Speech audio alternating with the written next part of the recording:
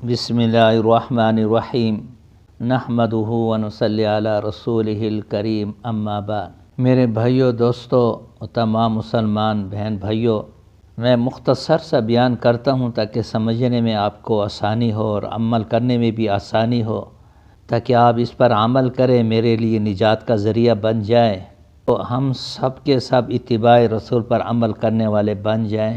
قربانی کے بارے میں کچھ بیانات میں بھیج چکا ہوں اپنے دوست اپنے ساتھیوں کے حکم پر، اور آج ذبیحے کے بارے میں مختصر بیان کرتا ہوں۔ ایک ذبیحہ کرنا، اس کے لیے بھی احکام الہی کی ضرورت ہے، کیونکہ جب تک جانور کو ذبح نہیں کرو گے گردن سے، اس وقت تک وہ حلال نہیں ہوتا۔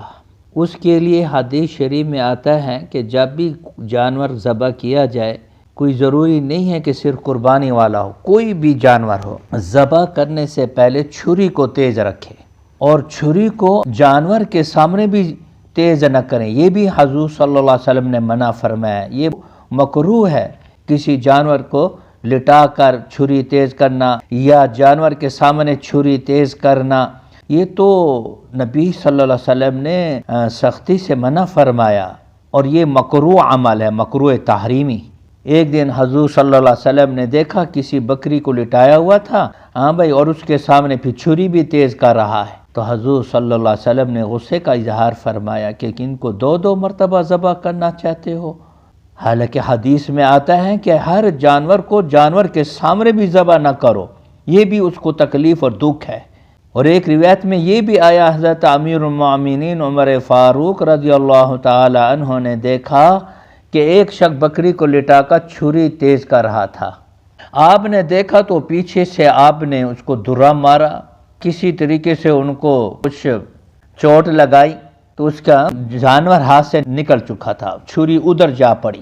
امیر المؤمنین نے غصے کا اظہار کر کے بولے کہ تمہیں حضور کی حدیث نہیں پہنچی کہ آپ نے چھری کو پہلے کیوں نہیں تیز کیا؟ جب بکرے کو لٹا دیا اور اب تو چھری تیز کر رہا ہے، اس لیے اس چیز کا خیال رکھو۔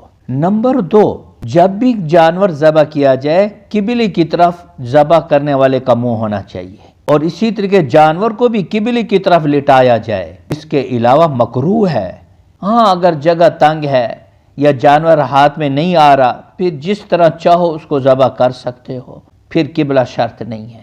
تو اسی لیے فرمایا کہ جب بھی جانور کو ذبح کیا جائے، جب بڑا جانور ہو، اس کے 3 ٹانگوں کو ہاں بھائی باندھ لو، ذبح کرنے کے بعد فوراً اس کو چھوڑ دو، اس کے کٹانگے کھول دو تاکہ آسانی کے ساتھ اس کا روح نکلے۔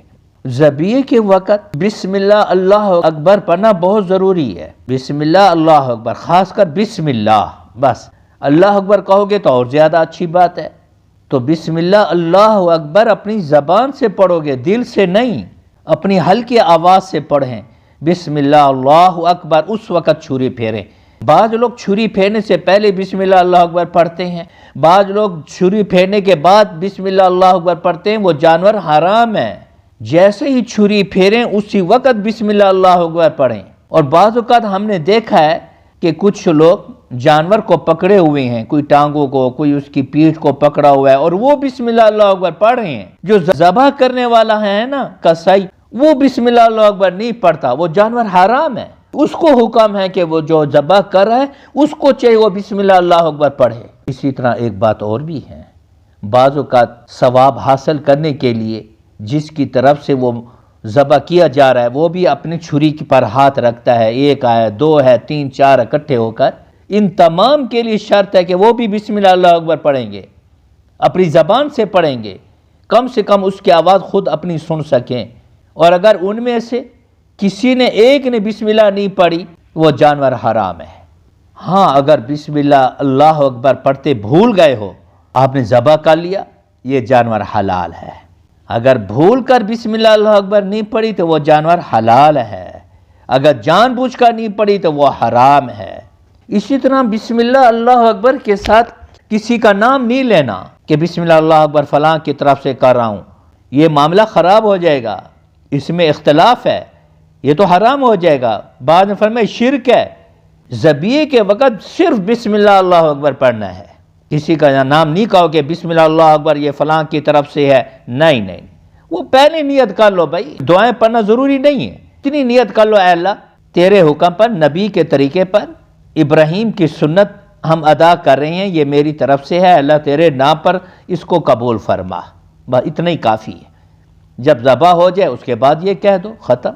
کوئی ضروری نہیں ہے کہ آپ ان صلاتی و نسکی پڑھو، انی وجہت وجہ للذی فطر السماوات والارض حنیفا وما انا من المشرکین، وہ مستحب ہے دعا۔ اصل چیز یہی ہے کہ بس اے اللہ تیرے نام پہ کر رہا ہوں، ہماری طرف سے تو قبول فرما۔